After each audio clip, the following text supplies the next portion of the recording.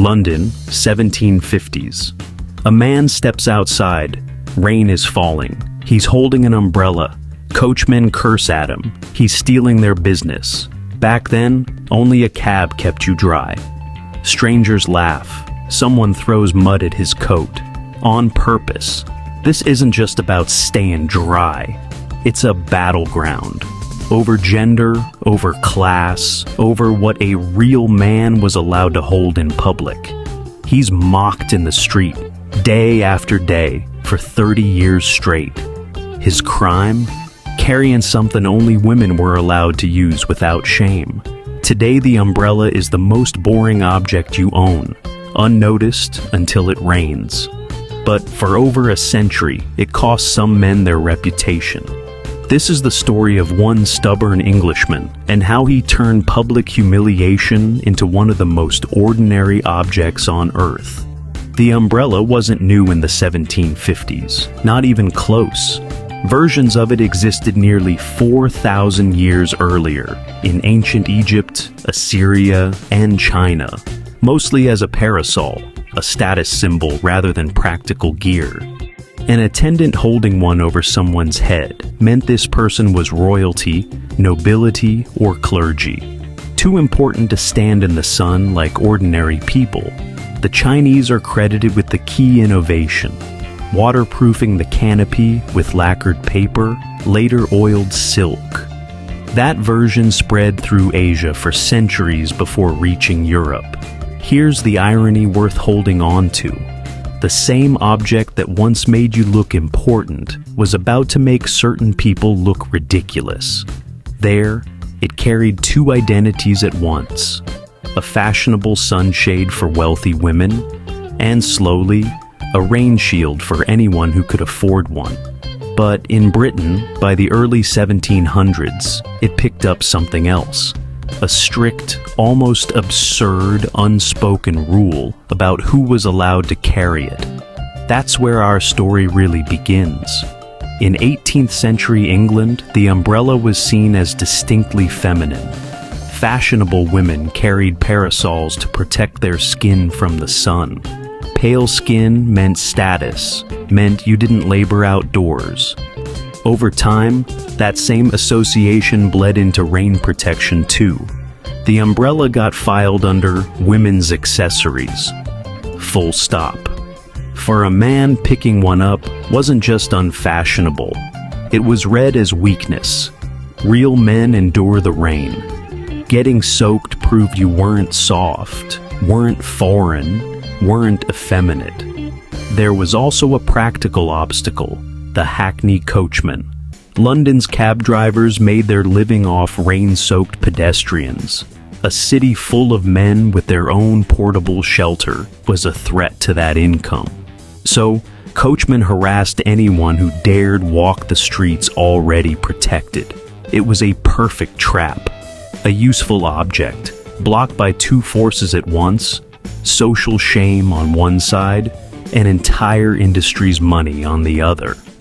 That's the world Jonas Hanway walked into. Jonas Hanway was a London merchant and philanthropist. Not a natural rebel, he'd spent years traveling through Persia and Russia, where both men and women used umbrella-like coverings without a second glance. Coming home, the double standard must have looked absurd to him. Around the 1750s, Hanway began carrying an umbrella openly through London. Not occasionally, consistently, for roughly the next 3 decades, until his death in 1786. A quick note on accuracy. Hanway almost certainly wasn't the literal first man to try this, but he's the one history remembers, because he's the one who refused to stop. The backlash was real. He was jeered at, shouted at, sometimes physically blocked. This wasn't a small embarrassment. Being linked to womanish behavior could damage a man's reputation and his entire social standing. Hanway kept walking anyway. Rain or shine, year after year, the same stubborn refusal to put it away. And slowly, Londoners got used to the sight of it, not because of one dramatic moment, just through repetition.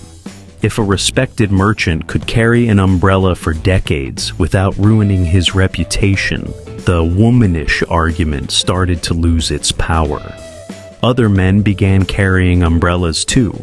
By the early 1800s, within a single generation, the umbrella had completely flipped from a mark of shame to an unremarkable men's accessory.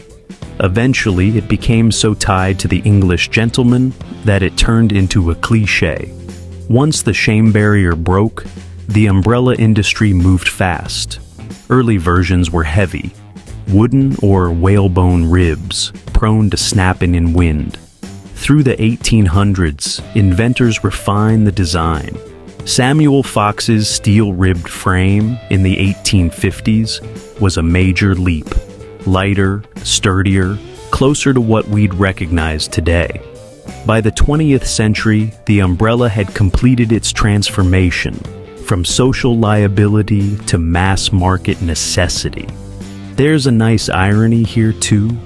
The same object that once got a man mocked in the street is now sold on every corner the instant it rains, by vendors who are, in a strange way, descendants of the very coachmen who once fought to keep umbrellas off the streets. Here's the part that makes this story worth telling. The gender rule around the umbrella didn't just fade away, it fully reversed. Today, across most of the Western world, there's zero stigma attached to a man carrying an umbrella. None. Nobody would look twice. If anything, it's the original toughness that looks strange now. Refusing shelter, insisting on walking home soaked just to prove a point. Do that today, and people won't see strength. They'll see someone who forgot to check the weather. The exact behavior that once proved manhood in 1750s London now reads as, at best, impractical. At worst, a little silly. The standard didn't just shift, it flipped completely upside down. So, picture that man again. London, the 1750s. Mud drying on his coat. A coachman shouting from across the street. Strangers laughing as he walks past them, dry under his umbrella. Every single walk home was a small, quiet act of defiance against a rule about fabric and rainwater that somehow got tangled up with what a real man was supposed to endure. He didn't win with one dramatic speech. He won by doing the same unremarkable thing over and over for 30 years, until the ridicule ran out of energy before he did. So next time it rains, and you grab the umbrella from behind your door without thinking twice, remember, that small, thoughtless motion used to be a genuinely risky public statement. Somebody had to be laughed at first. So, you wouldn't have to be. CTA. Subscribe for more hidden histories behind the objects you never think twice about.